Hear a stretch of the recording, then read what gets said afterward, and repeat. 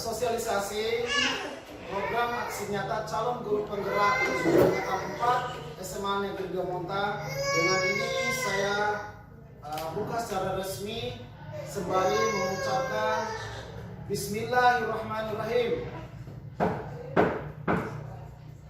Terima kasih.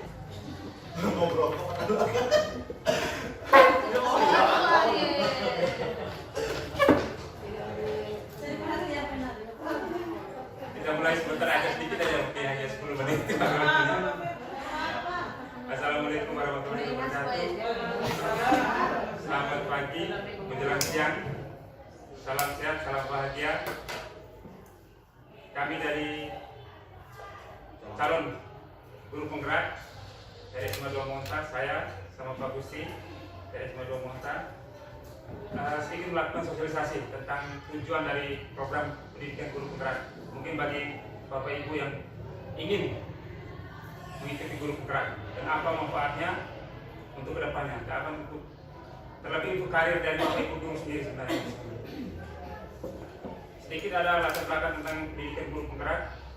Latar belakang dari pendidikan guru penggerak ini diambil dari filosofi Ki Hajar Dewantara ya, tentang pendidikan yang dahulu. Karena pendidikan dahulu lebih mengutamakan tentang karakter, sehingga Menteri Pendidikan yang sekarang ini dia mau mengangkat kembali karakter-karakter yang sudah hilang, bukan hilang tapi yang tenggelam sebenarnya. Maka melalui program guru penggerak ini menjadi guru itu sebagai pemimpin pembelajaran dalam satu komunitas, dalam satu sekolah. Dan tujuan lebih jauhnya lagi, guru penggerak ini dipersiapkan menjadi pemimpin. Bisa kedepannya mungkin kalau punya niat ingin jadi kepala sekolah bisa, jadi pengawas bisa, dan sebagai fasilitator untuk guru-guru. Ini ada sedikit arahan dari program guru penggerak. Jadi program guru penggerak ini fokus pada pengembangan kepemimpinan sebenarnya. Nah, di sini fokusnya itu kemandirian dari seorang guru itu sendiri. Bagaimana dia membangun satu komunitas dalam, misalnya itu komunitas dalam kelasnya saja. Kemandirian dalam memberikan pemahaman pada siswanya. Karena selama ini kebanyakan kita guru-guru kalau masuk kelas lebih banyak kita yang aktif di kelas misalnya. Nah, di sini kita disuruh bukan guru yang lebih aktif, tapi siswa. Kita sebagai pendamping atau pemantau. Jadi siswa sendiri yang lebih banyak untuk mengajarnya. Misalnya kita beri ada di belakang, beri waktu yang seluas untuk siswa. Apapun yang dia bicarakan boleh. Tidak boleh kita membatasi. Yang utama adalah kita mencari karakter dari siswa itu sendiri. Selama ini misalnya, apalagi kita di luar Monta selama pandemi COVID ini kan jarang ada ekstra-ekstra itu. Nah, di sini ekstra itu paling penting sebenarnya untuk menumbuhkan karakter siswa itu sendiri. Seperti minat bakatnya. Era sekarang ini pengetahuan itu bisa didapat mungkin. Tapi karakter dan budi pekerti siswa itu yang susah. Nah, melalui program ini kita mau mengajak teman-teman dua Monta untuk menggali lagi siswa-siswa kita. Kalau dulu saya lihat dari 2011 yang masuk lagi banyak sekali kegiatan-kegiatan yang sudah diaktifkan, tapi setelah masuk ya COVID ya itu mulai menurun. Maka mulai semester ini kita mulai aktifkan kembali. Melalui program ini kita padukan dengan program yang ada sekolah. Untuk lebih jauh nanti Pak Gusti yang lebih menjelaskan tentang detail.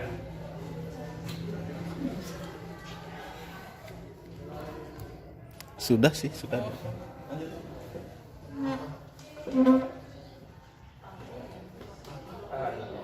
Sebelumnya, jadi tujuan dari guru penggerak ini sebenarnya adalah untuk menjadikan sekolah itu merdeka, baik gurunya, sekolahnya maupun siswanya. Nah, tujuan sini guru itu menciptakan siswa itu menjadi apa istilahnya? Pelajar Pancasila. Nanti dijelaskan lebih di sini sama Pak Gusti. Sehingga memastikan nanti siswa yang dari kita di guru penggerak ini kasih imajinasi, memikirkan nanti siswa saya masa depan itu seperti apa yang dihasilkan lulusan saya di masyarakatnya. Bisa cita-cita saya ini siswa ini mempunyai karakter yang bagus, mempunyai nilai agama yang bagus, kemudian disiplinnya bagus. Jadi itu hanya sebuah imajinasi yang ingin kita perbaiki.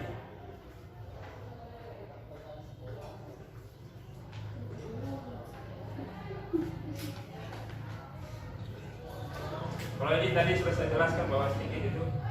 Jadi impian kita misalnya ini, anak ini kita tuntun dia.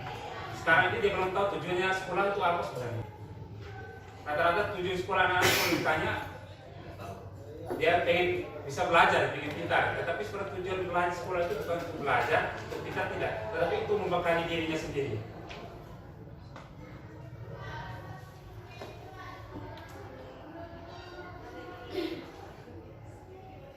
Dari sini ada sedikit pengertian di tujuan guru penggerak. Dari pemimpin pembelajaran mendorong tumbuh kembangnya murid secara holistik, itu tujuan dari guru penggerak.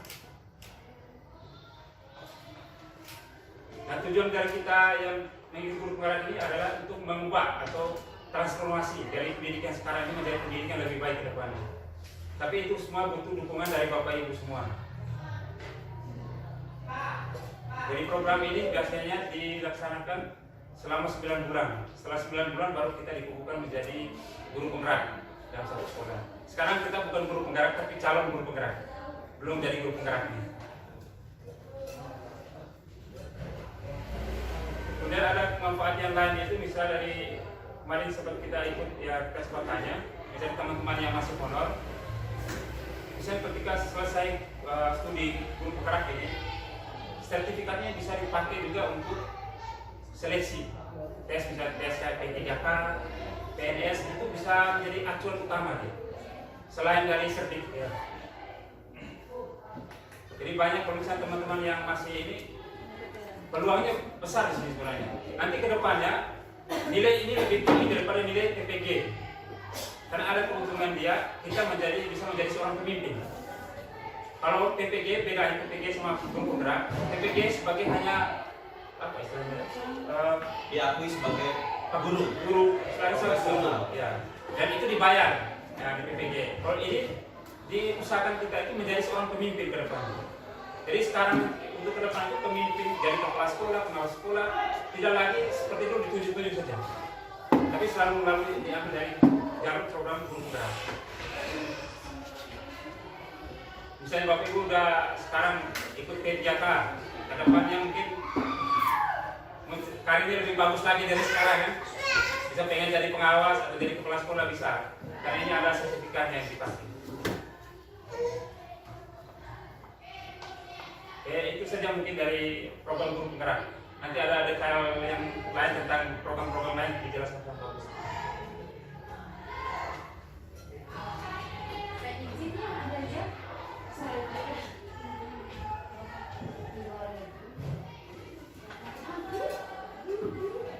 Jadi sebenarnya Bapak Ibu, saya lanjutkan sedikit. Jadi tujuan dari guru penggerak ini adalah menciptakan pemimpin. Di mana tujuan pemimpin itu pasti dia harus mempunyai tujuan di satuan pendidikannya. Nah, di satuan pendidikannya itu dia harus memiliki tujuan di mana nanti akan mencetak murid yang merdeka belajar. Jadi ini kembali lagi kita ke belakang. Jadi dulu Ki Hajar Dewantara itu sudah mengatakan bahwa pendidikan itu harus menghasilkan orang-orang yang merdeka. Merdeka itu dalam artian dia bisa mandiri, selamat dan bahagia. Jadi pada saat dia terjun di masyarakat dia bisa selamat dan bahagia. Kan itu sebenarnya tujuan kita. Kalau kita hidup pasti tujuannya pasti selamat dan bahagia. Gak ada yang lain.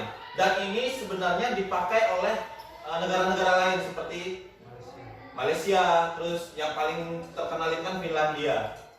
Cara belajar mereka hanya nggak seperti kita belajar dari jam 7 sampai jam 3 ada ya. Kalau mereka cuma beberapa jam dan itu pun lebih ke minat dan bakat. Misal dia sukanya poli, jadi dia lebih belajar ke poli. Misal dia suka seni, dia belajar ke seni. Kalau kita kan enggak. Semua mata pelajaran siswa itu disuruh belajar. Nah itu.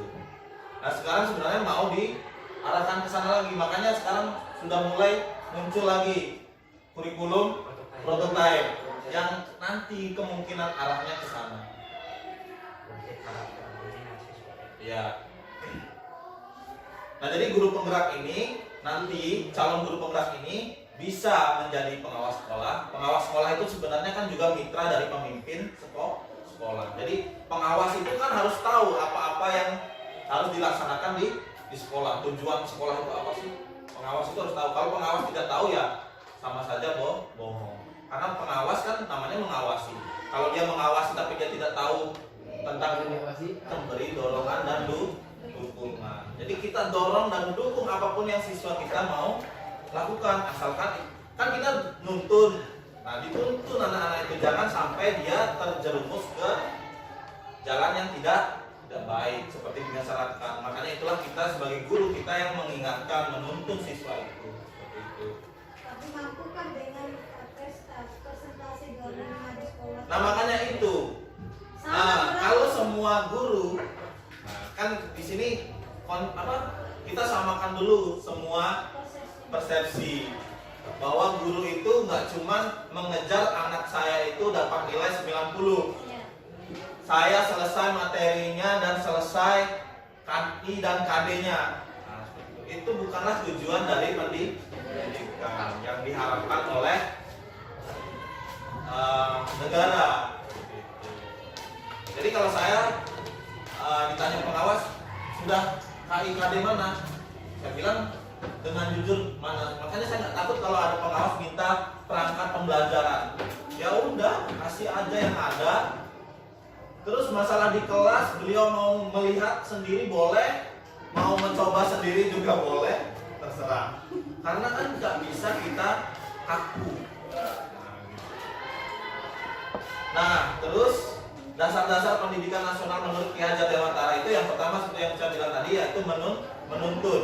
Jadi guru itu hanya bisa menuntun. Kita nggak bisa memaksa siswa itu untuk jadi apa yang seperti kita mau. Cara pemimpin ini nanti kita duduk. Sama aja seperti kita punya siswa, bukan saya menganalogikan misalnya kita punya binatang piaraan, monyet sama gajah. Gak mungkin kita bisa suruh gajah itu naik pohon. Kalau yakin Pak bisa. Kan begitu kan Bapak Ibu? Sedangkan monyet nggak kita suruh aja dia langsung bisa naik pohon. Nah, itulah kodrat mereka itu berbeda. Sekarang bagaimana cara kita menuntun mereka gitu, sesuai dengan kemampuannya mereka masing-masing. Kemudian yang kedua itu kodrat anak. Nah, kodrat anak itu juga penting. Kodrat anak itu kodrat alam dan kodrat zaman. Kodrat zaman dulu dengan sekarang itu sangat berbeda. Zaman dulu kita dipukul, kita diam dan takut, orang tua juga tidak marah. Zaman sekarang kita pukul siswa malah kita juga diajarin sama siswa, ya kan? Orang tuanya marah. Ya. Kodrat alam juga begitu. Zaman dulu alamnya mungkin masih ya gimana? Masih bisa kita jalan kaki masih nyaman gitu kan? Zaman sekarang jalan kaki lihat temennya udah pakai motor, dia agak minder gitu kan? Nah, itu namanya kodrat alam. Alamnya sudah berbeda zaman dulu dengan yang sekarang. Kemudian merdeka. Nah, itulah yang tujuannya. Kita harus membuat merdeka anak-anak itu. Itulah dilemanya kita. Saat kita memberikan kebebasan kepada anak-anak, mereka tidak bisa diatur. Saat kita mengekang, kita tidak sesuai dengan kodratnya. Seperti itu. Kemudian bermain. Nah, solusinya itu yang perlu kita bicarakan bersama. Bermain. Jadi anak-anak itu sebenarnya kodratnya bermain, apalagi anak SD, SMP itu kodratnya masih bermain.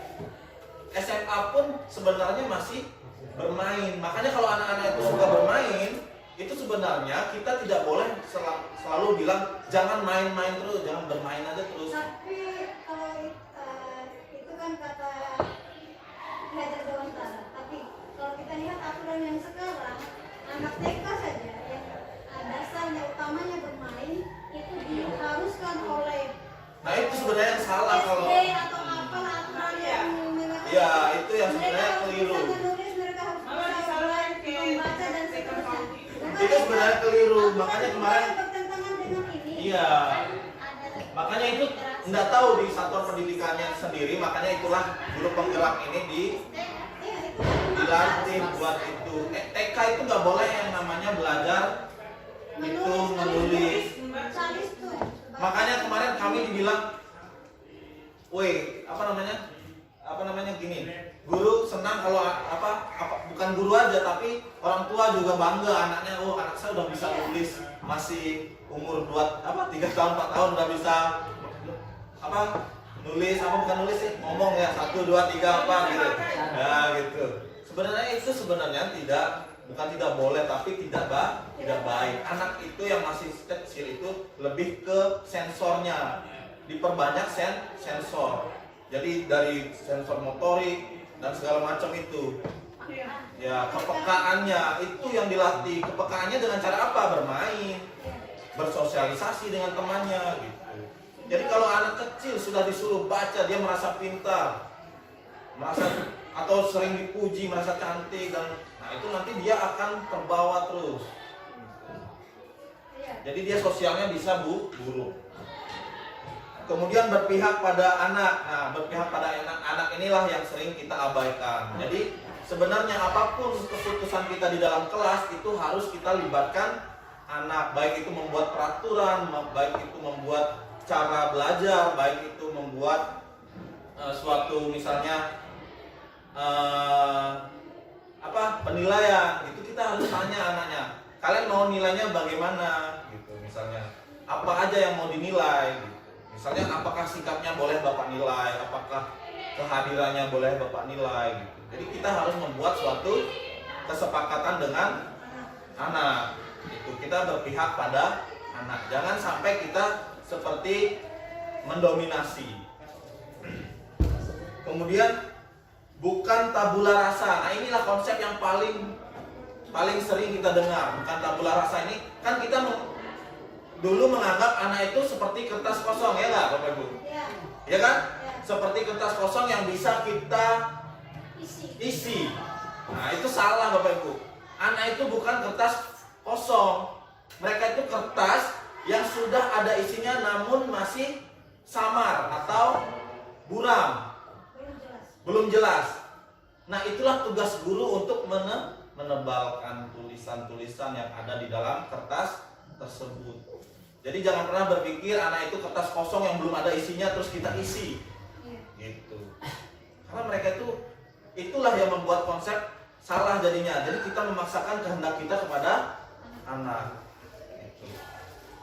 Kemudian budi pekerti itu yang cipta, rasa dan karsa. Cipta, rasa, karsa dan raga. Jadi itu harus seimbang.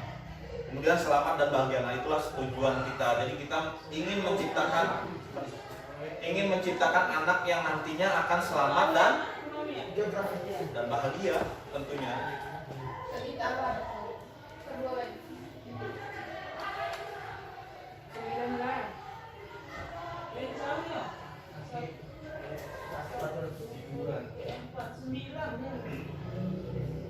Sudah?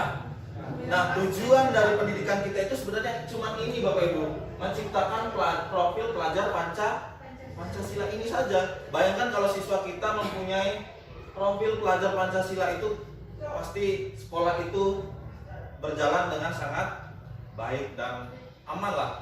Itu yang pertama, beriman dan bertakwa kepada Tuhan Yang Maha Esa. Bayangkan kalau anak-anak kita beriman dan bertakwa kepada Tuhan Yang Maha Esa. Jadi akhlaknya bagus, mulia, akhlak agamanya, tutur bahasanya, sopan santun dan segala macam. Kemudian mandiri, jadi dia mandiri. Walaupun tidak ada guru, dia masih punya motivasi untuk belajar sendiri di kelas, untuk mencari pembelajaran dimanapun, kapanpun, dan dengan siapa saja, kan gitu. Kemudian bernalar kritis. Bernalar kritis itu bukan berarti apa-apa ditanya, bukan seperti itu. Tapi dia bisa memproses suatu informasi, apakah informasi ini benar atau salah, seperti itu. Kadang anak-anak itu kan dengar temannya katanya dipukul, langsung emosi ikut.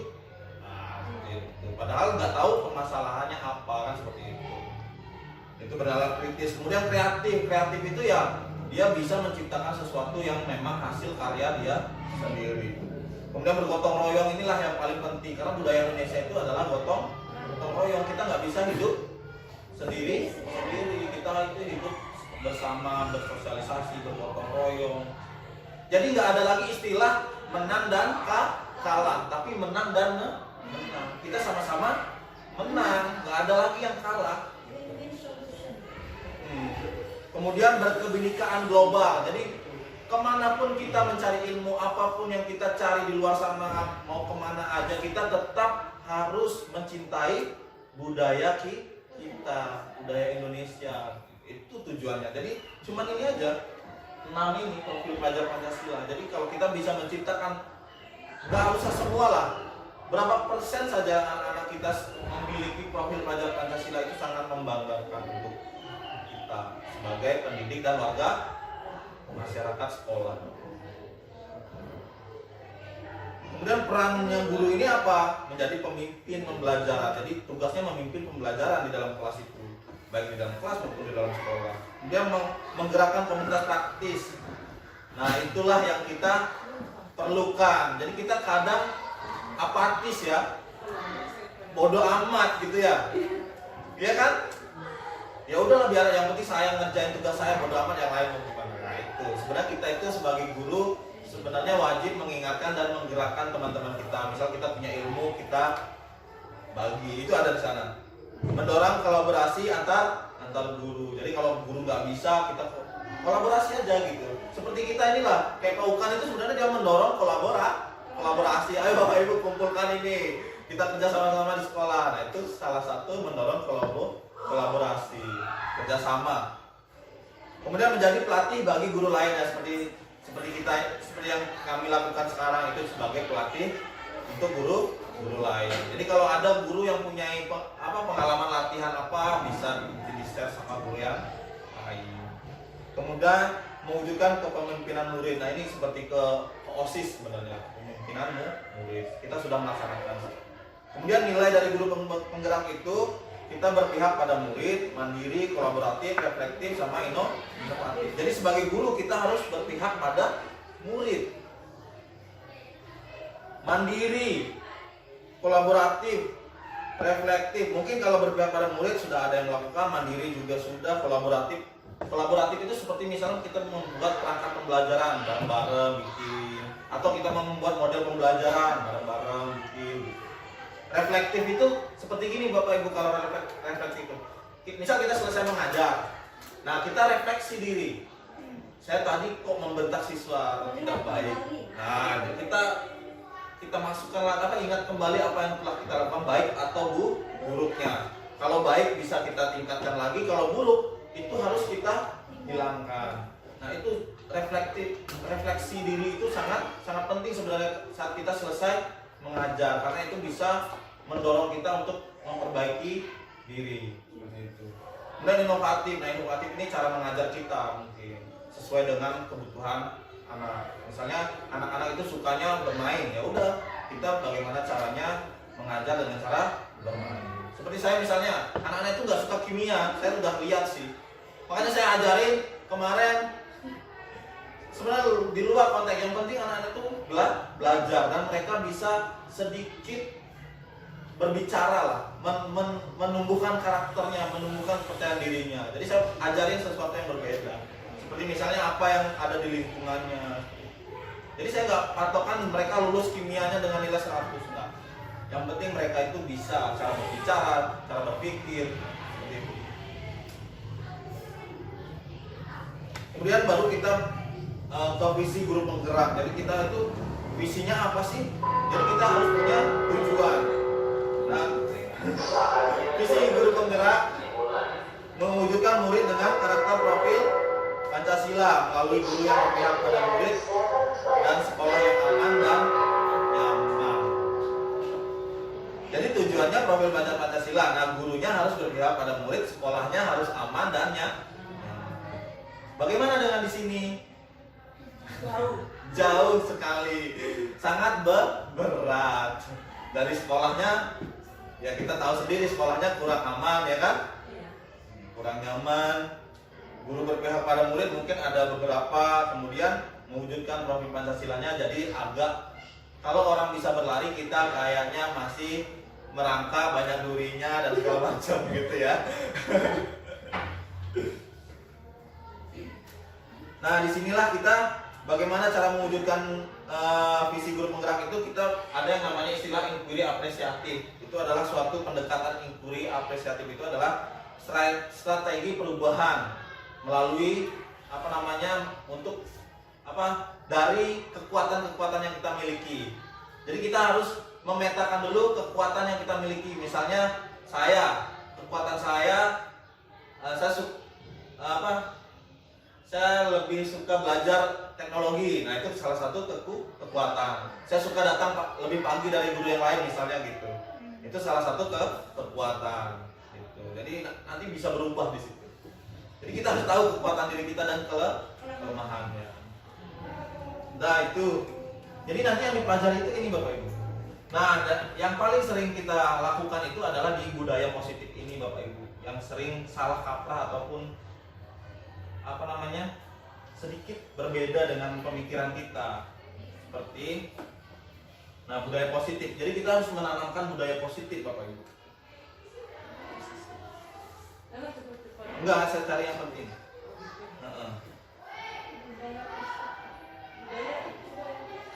Nah, perubahan paradigma ya Bapak Ibu. Misal ada si A dan si B, Anda dan teman Anda misalnya. Nah, terus kita disuruh buat kertas. Terus di dalam kertas itu kita tulis sesuatu yang paling berharga yang kita punya. Terus kita genggam. Kira-kira Bapak Ibu mau nggak ngasih kertas itu ke orang? Itu berharga sekali untuk Bapak Ibu. Mau nggak? Pasti tidak akan mau. Gitu. Karena sesuatu yang berharga itu harus dipertahankan, ya enggak? Iya. Kita harus berubah dulu paradigma kita. Jangan asal ngasih yang berharga ke orang lain walaupun itu teman sendiri. Nah, di sini perubahan paradigma, teori kontrol. Kan kita biasanya guru mengontrol murid, ya kan? Guru mengontrol murid. Kritik dan membuat orang merasa bersalah. Biasanya kan gitu. Kita membuat siswa kita itu merasa bersalah. Semua penguatan positif, efektif, dan bermanfaat. Jadi semua penguatan positif, efektif, dan bermanfaat itu tidak semuanya positif. Kita lihat nanti. Orang dewasa memiliki hak untuk memaksa. Kan biasanya kita lebih tua, biasanya memaksa yang lebih muda. Kita harus ubah. Misalnya di sini, kita mencoba mengubah orang agar berpandangan sama dengan kita. Nah, itu tidak boleh. Harus kita ubah jadi teori kontrol. Kita berusaha memahami pandangan orang lain tentang dunia mereka. Jadi kita harus pahami mereka. Kita nggak boleh maksa. Perilaku buruk bisa dilihat sebagai suatu kesalahan. Kita selalu menganggap perilaku buruk itu suatu kesalahan. Misal anak teriak-teriak di kelas, main HP dan segala. Sebenarnya semua perilaku itu memiliki tujuan. Kita harus tahu sih apa tujuannya dia itu seperti itu. Iya. Jadi jangan langsung kita bilang itu salah gitu. Orang lain bisa mengontrol saya. Nah, itu tidak bisa. Atau kita bisa mengontrol orang lain. Nah, di situ hanya Anda yang bisa mengontrol diri Anda. Anda tidak bisa mengontrol orang lain. Itu paradigma yang harus kita rubah. Kita nggak boleh maksa siswa itu. 1 tambah 1 berapa? Nggak bisa. Kita paksa. Kok nggak bisa sih, greget saya gitu. Itu nggak boleh. Apakah 100% saya tidak bisa dikontrol oleh orang lain atau saya bisa? Tapi kadang kita ada saat-saat kita harus dikontrol oleh orang lain. Beda mengontrol sama Dikontrol. Beda ya? Beda mengontrol sama dikontrol. Kalau sekarang terus sekarang kita mengontrol nih. Dikontrol lah. Anak-anak gini Pak Gusti, misalnya gini. ya. Anak-anak itu ketika dia bermain, kita berikan dia peringatan, itu kan bagian dari kontrol kita supaya mereka misalnya main HP. Itu lebih ke kepemimpinan sih, kepemimpinan, Kontrol itu ya? kontrol ya. Karena kita nggak bisa mengontrol mereka Berarti pasti. persepsi kita terhadap kata kontrol itu yang juga Iya. salah mungkin. Iya. Yang harus kita perbaiki. Kemudian pemaksaan ada pada saat bujukan gagal. Maksudnya Pemaksaan ada pada saat bujukan yang gagal. Jadi kita membujuk tapi gagal, nanti ujung-ujungnya jadinya maksa gitu. awalnya baik-baik. Kita mujuk nih. Tapi siswa tidak mau misalnya nanti. Iya. Ujung juga tidak mau juga. Nanti jadi akhirnya kawan. jadi paksa. Nah, kolaborasi dan konsensus menciptakan pilihan-pilihan baru. Jadi kita harus berkolaborasi, bekerja sama. Nanti pasti ada pilihan-pilihan baru. Misalnya di kelas mereka bawa HP, Iya. kita bujuk jangan main HP. Iya. Nah, tapi ternyata mereka Tetap. tetap main HP. Nah, nanti kita jangan maksa, tapi kita cari bagaimana caranya mereka biar bisa menggunakan HP. Jadi itu akan ada pilihan-pilihan baru. Nah, ini model berpikir menang kalah. Itu sudah tidak boleh kita pakai lagi. Model berpikirnya adalah menang dan teman kita menang, kita juga harus menang. Nggak ada lagi saya harus lebih pintar dari dia. Iya. Buat anak-anak kita Iya. Tapi bagaimana dengan itu? Makanya perankingan itu sebenarnya. Kan itu yang memicu siswa untuk saya harus. Iya, itulah makanya. Dari peringkat kelas itu mereka akan pasti Makanya di K13 itu sebenarnya sudah tidak ada peringkat. Assalamualaikum. Waalaikumsalam. Permisi Pak Bu, mau ngambil buku. Ya. Belum.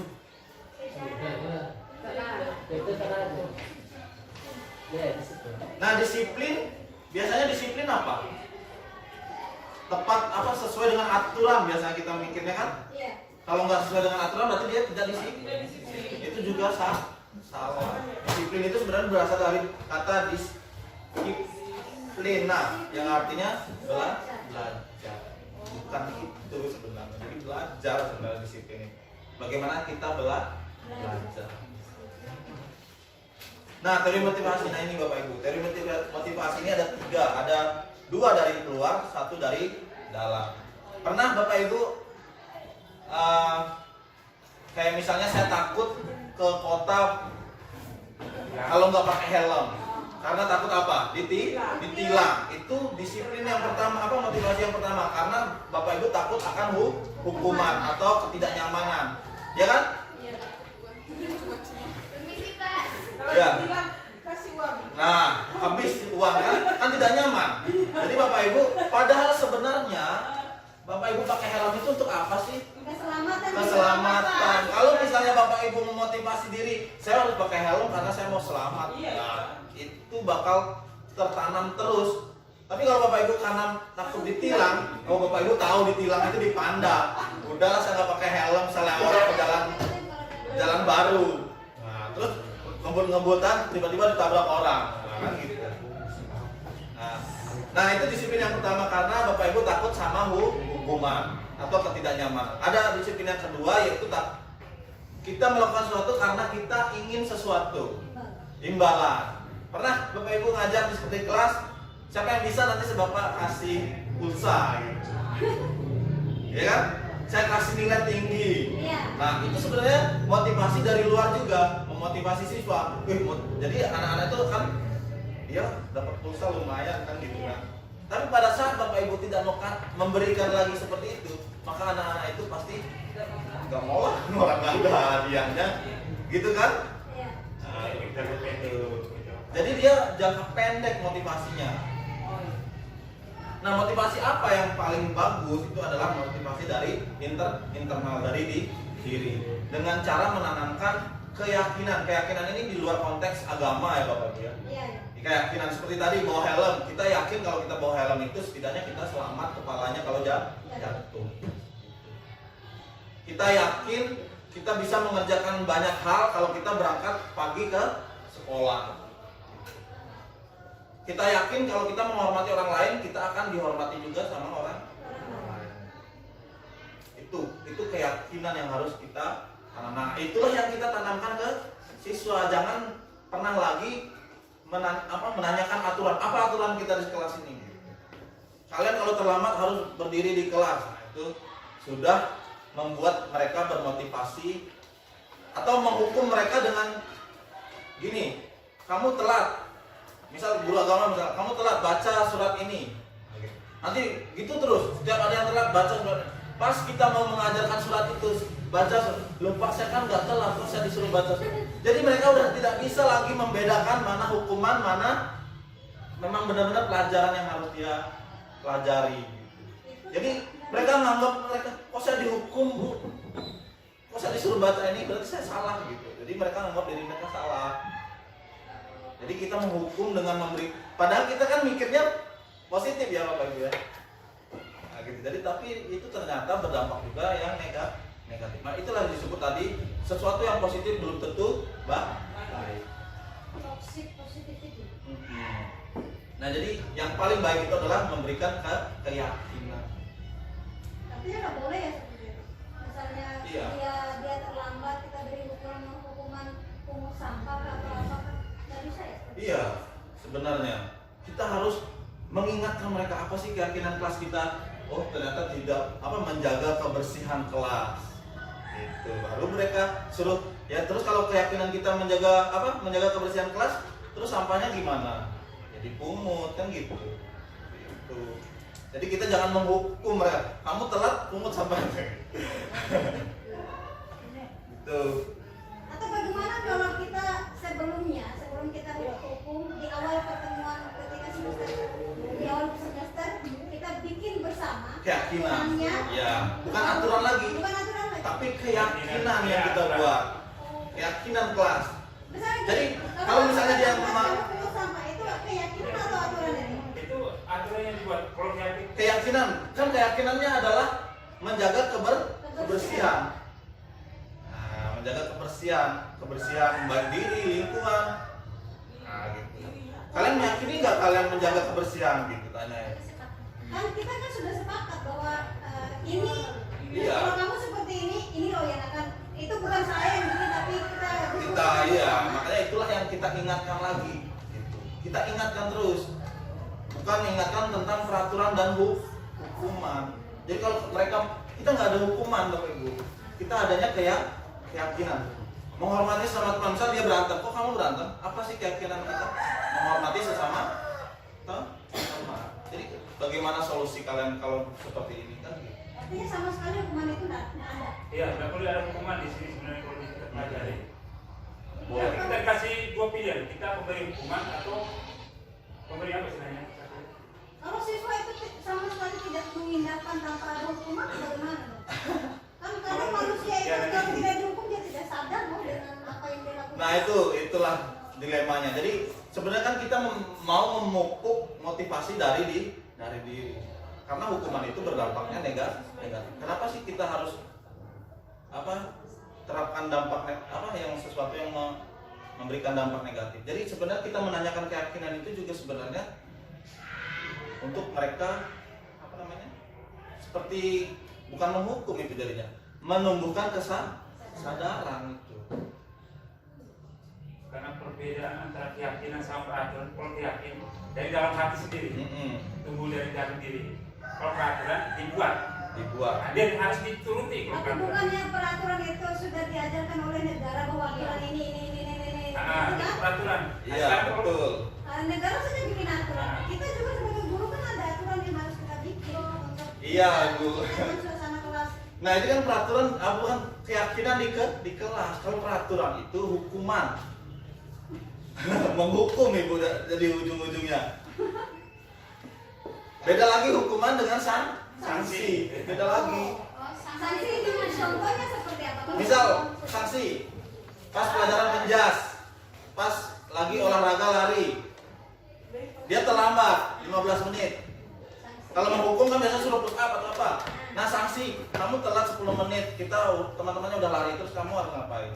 Ya saya lari Pak. Atau misalnya di kelas, dia telat, kita udah menjelaskan beberapa. Sanksinya apa? Kamu bagaimana kamu menanggulangi keterlambatan kamu? Saya nanti bakal minjam Kita catatan tanyakan teman. balik. Iya, tanyakan. Dia yang harus mencari solusi untuk dirinya. Tapi bukannya juga kita itu bisa sama dengan kita buat peraturan aturannya sebelumnya. Sama Enggak, itu kalau peraturan itu berpatokan. Kalau dia salah ini, dia harus ini, gitu loh. Paham nggak Bu? Kalau dia salah ini, dia harus ini, gitu. Tapi kalau keyakinan, dia salah apa, dia cari solusi untuk dirinya, gitu. Nanti ada sedikit garis diskusi. Bukan yang menghabiskan waktu lagi, Pak. Kita diskusi lagi Eh. tentang apa yang harus dilakukan. Yo, memang seperti itulah guru itu, Bu. Bukan masalah menghabiskan waktu. Kita membentuk karakter siswa. Dia masalah susah sama enggaknya, masalah nanti yang penting. Waktu belajar saya. Nah, sekarang saya tanya Bapak Ibu. Hukuman berdampak nggak di sekolah? Suruh nggak boleh bawa HP?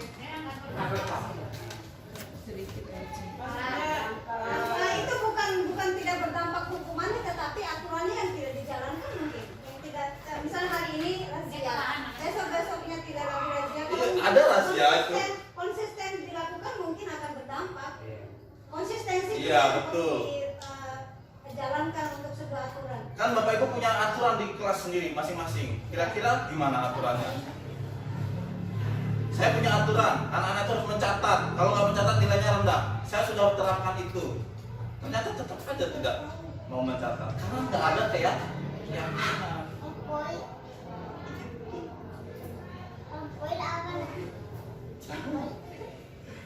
Nah, inilah keyakinan kelas, hukuman, dan penghargaan. Penghargaan itu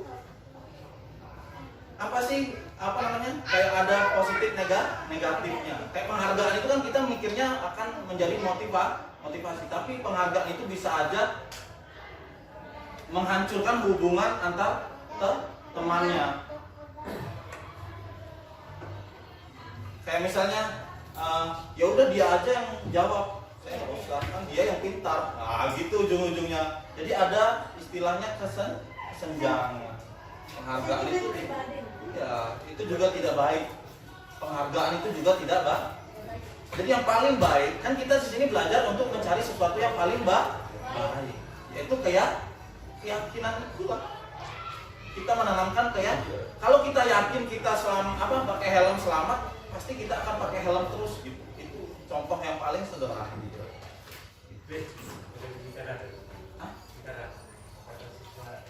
Jadi tulis kemarin. Oh, yang SNPTN ada di sini. Oke, saya ditulis. Jadi boleh kata. Oh, juara. Tasnya istitas. Istitas itu. Nah, seperti ini peraturan. Datang tepat waktu, mengucapkan salam itu namanya peraturan. Kalau keyakinan, kami guru dan murid yang saling menyayangi. Itu keyakinan. Menjaga kebersihan sekolah. Kami murid yang semangat belajar. Jadi itu kayak keyakinan, oh, kami ini murid yang sangat semangat belajar. Jadi itu keyakinan yang harus ditanami. Gitu. Tertib. Nah, coba ini. Selalu kembalikan buku ke tempatnya. Kira-kira keyakinan apa? Selalu mengembalikan buku ke tempatnya. Tanggung jawab. Dilarang mengganggu orang lain. Nah, itu kan peraturan. Keyakinannya berarti menghormati orang lain. Hadir di sekolah 15 menit sebelum pembelajaran dimulai, itu kan peraturan. Tapi kalau kita buat keyakinan, menghormati orang lain, komitmen pada tujuan. Menghormati orang lain siapa? Gurunya. Menghormati teman-temannya yang sudah belajar. Seperti itu. Dilarang melakukan kekerasan, itu kan aturan. Keselamatan dan menghormati orang, itu keyakinan yang harus ditanami. Itu contoh-contoh. Gunakan masker, kesehatan. Kalau aturan kan gunakan masker. Sama aja kayak kita mengajari anak, jangan jajan, kan nggak boleh katanya gitu kan. Lebih baik bekali aja kan gitu. Nah, atau kita bilang gini, nanti makan ini ya, gitu kan. Tapi jangan bilang kita ke anak jangan jajan di warung. Yang dia ingat jajan di warung kan gitu. Tapi kalau kita bilang nanti makan bekal ini ya, nah pasti anak itu yang ingat makan bekal aja gitu. Seperti itu istilahnya. Ada yang sebenarnya boleh, sebenarnya kita lakukan, ternyata tidak bagus.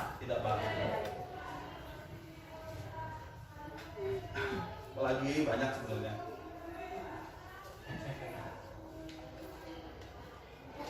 Nah, apa bedanya hukuman sama konsekuensi? Nah, seperti ini. Menyuruh murid mencatat, saya tidak akan terlambat lagi sebanyak 100 kali. Itu namanya hukuman. Menyuruh murid lari keliling lapangan basket 2 kali karena terlambat hadir di sekolah. Itu hukuman. Kecuali pada saat itu pelajarannya memang pelajaran olahraga. Itu bisa jadi konsekuensi atau sanksi. Contoh konsekuensi, meminta murid mengganti kertas tugas teman yang coret. Nah, itu salah satu namanya sanksi. Misal dia nyoret atau merobek atau merusak buku temannya. Kalau hukuman kan biasanya kita hukum ngapain kan gitu. Nah, kalau konsekuensi kita suruh dia ganti. Kirim ke grup nih Pak Gusti nanti. Ini kan masuk di berita juga nanti ini. Kalau seperti ini. Ya boleh. Kita butuh juga seperti ini. Mohon maaf agak terlambat. Ya tetap. Nah, ini perubahan hukuman, perbedaan hukuman dan konsekuensi.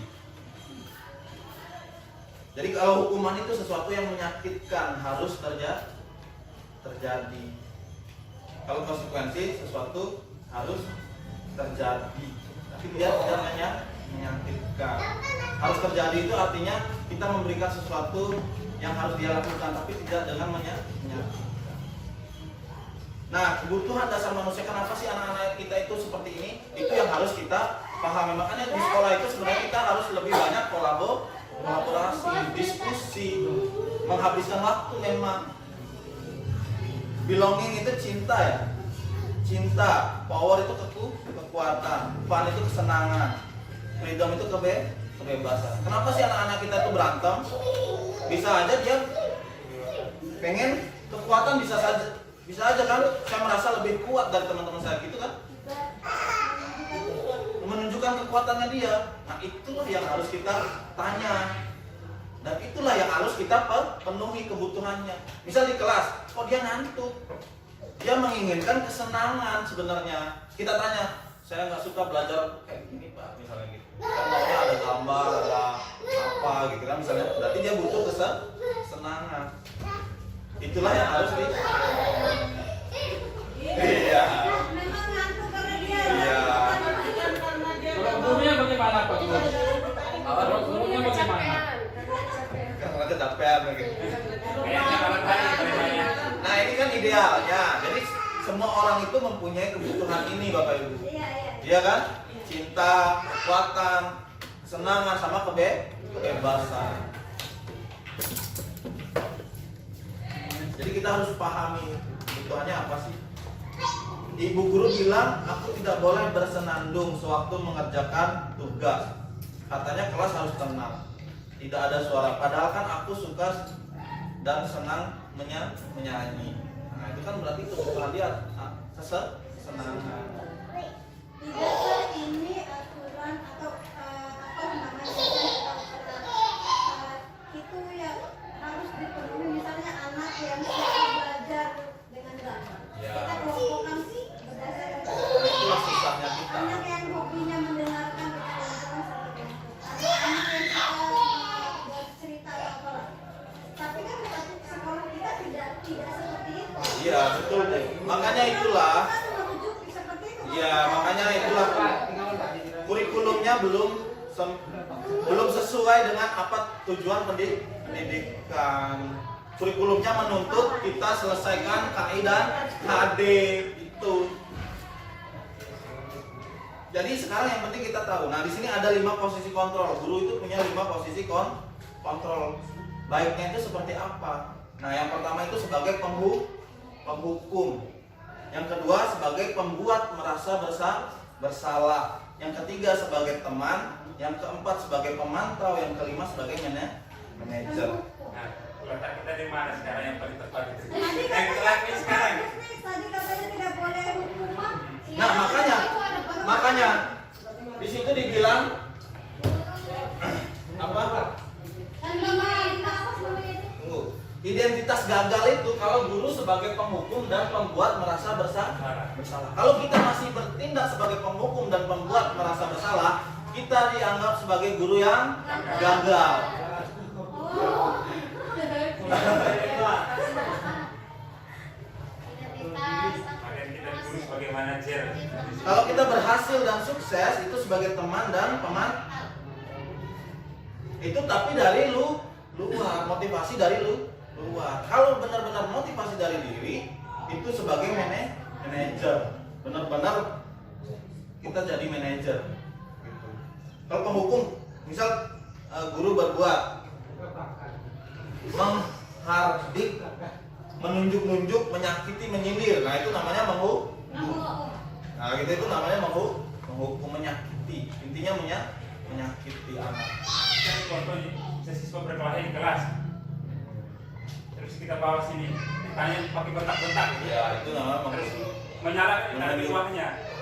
Dan kita menyalahkan, guru menyalahkan keduanya. Baru satu bilang saya ada salah, saya tidak salah. Ya itu tindakan menghukum dan biasanya membuat merasa bersalah juga. Misalnya ibu kecewa, nah itu salah satu tidak boleh kita bilang sama siswa, saya kecewa sama kamu. Sekolah lagi. Saya kecewa sama kamu, kenapa kamu bilang itu kayak jadi anak itu saya jadi merasa bersalah dia, sakit hati juga nanti ujung-ujungnya. Nah, apa-apa Pak Gus. Tadi sini apa? Kalau sebagai teman misalnya, ayolah nak, gitu misalnya, ayolah, nggak kasihan sama ibu, gitu misalnya, ya kan? Itu sebagai teman biasanya, nggak kasihan sama ibu udah capek-capek ngajari kamu, kok kamu kayak gini, nah itu sebagai teman. Kalau pemantau, dia menghitung dan mengukur, jadi dia memantau, kayak tadi mengingatkan, apa sih keyakinan kita, apa sih peraturan kita itu sebagai pemantau. Itu kalau masih pakai peraturan ya, apa peraturannya? Kamu harus